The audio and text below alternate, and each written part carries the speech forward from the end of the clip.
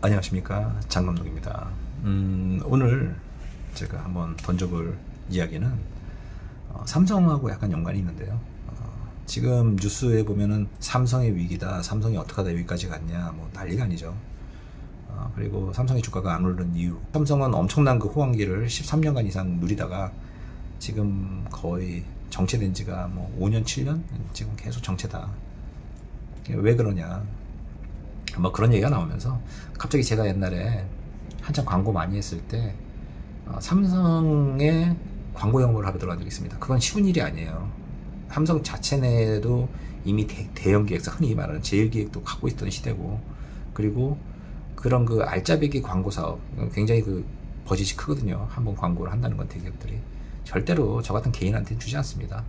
제가 그때 들어간 것도 그 삼성과 연관이 되어 있는 회사에서 저와 또 일을 한번 주거니 받거니 한 부분이 있기 때문에 서로 이제 기브앤테이크죠.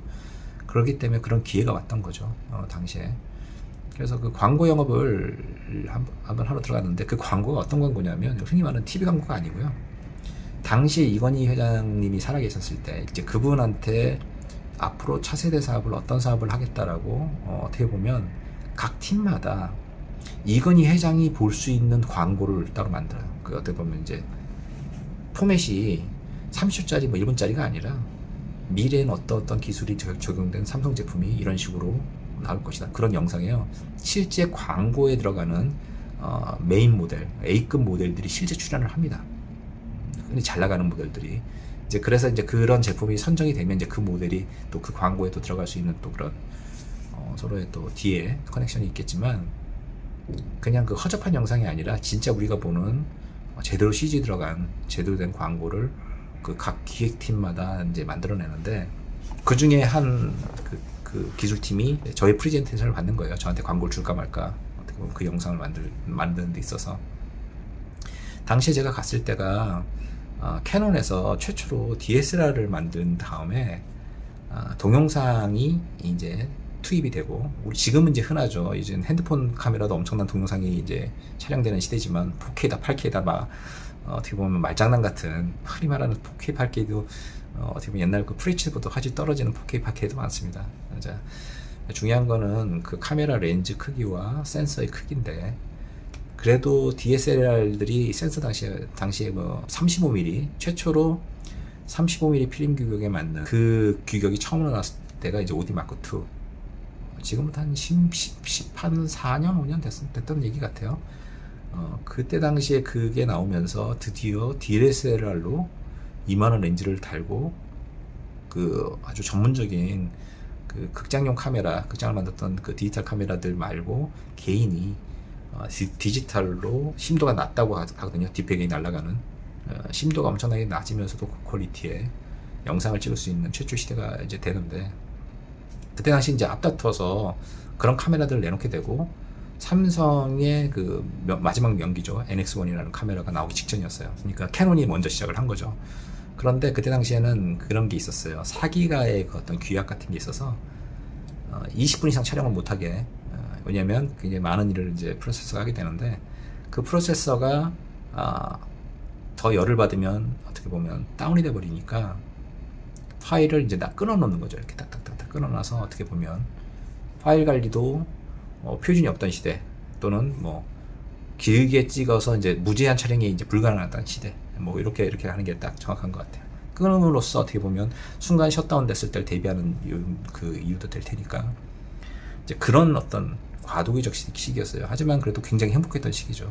야, 어떻게 이 정도의 퀄리티를 돈 한 500만 원 이내에서 해결할 수가 있을까, 이런 그 놀라운 시대인데, 제가 그 당시에 삼성 안에 차세대 기획, 차세대 먹거리를 위한 영상을 만드는 그 팀에 들어가서 프레젠테이션을 하는 과정에서, 제가 그때 당시에 캐논 마크2 나온 지 얼마 안 된 걸 갖고 들어갔어요. 제 프레젠테이션이 필요했던 도구였거든요. 그때 당시에 삼성의 엔지니어들이죠.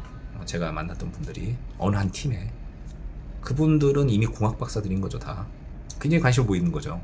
캐논 마크2냐 OD 마크2냐 이게.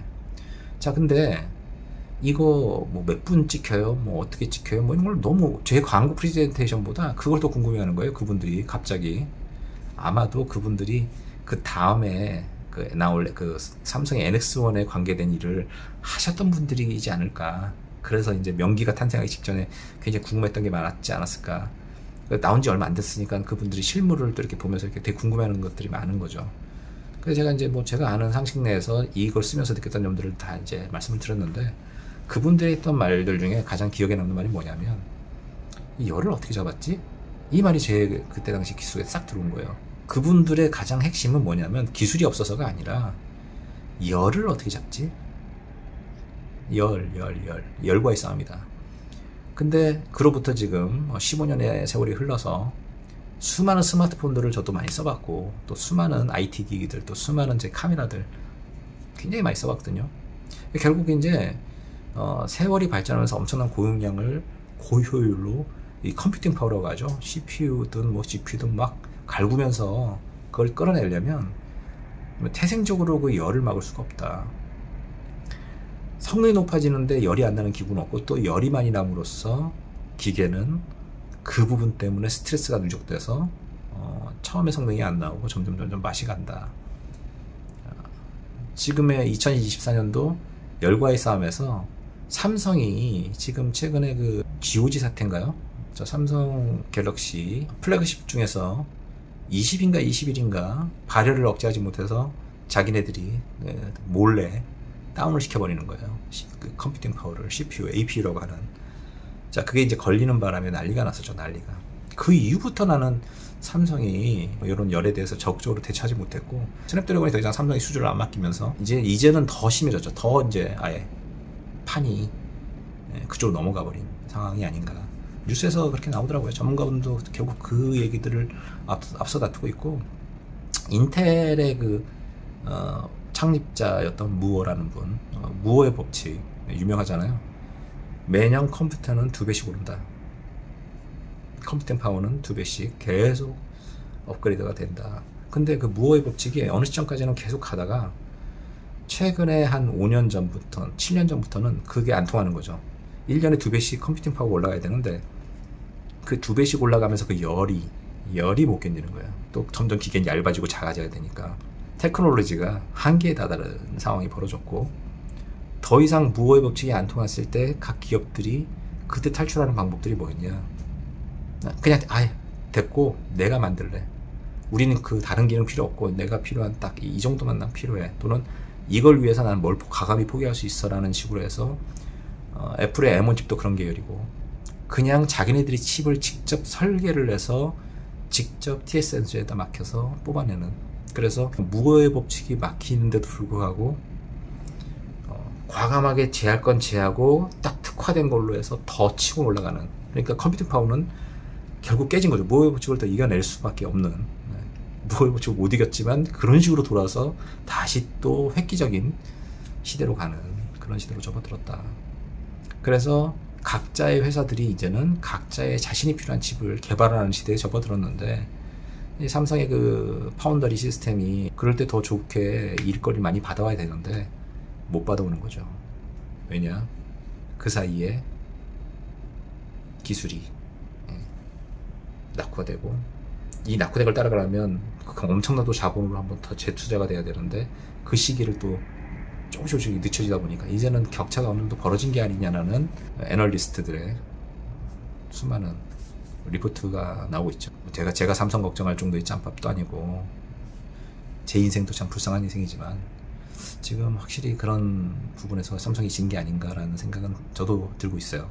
결과적으로 이제 그 열을 이기는 방법들을 어떻게 극복을 했느냐. 모든 테크 기업들은, 흔히 말하는 전 세계 10대 테크 기업들은 열과의 싸움에서 계속 싸워왔다. 삼성이 그 열과의 싸움에서 한계점에 다다른 게 아니냐라고 지금 인지가 되고 있는 것 같아요. 단순하지만 지금 제가 말하는 건 되게 단순한 논리입니다. 열과의 싸움. 제가 15년 전에 잠시 삼성에서 광고를 따기 위해서 PT를 하던 그 상황 속에서의 한 기술자분이 말씀하셨던, 얘네들은 열을 어떻게 잡았지라는 말이 지금 세월이 흘러 다시 또 한 15년의 세월이 흘러 삼성이 결국 그것을 극복하지 못해서 현재까지 이렇게 머무르고 있는 게 아닌가. 또 극복을 하겠죠. 하지만 문제는 상대 기업이 더 많이 치고 나가면 이 답이 없다는 게 또 현실인 것 같습니다. 그냥 주저리 한번 떠들어봤습니다. 감사합니다. 장 감독입니다. 즐거운 하루 되세요.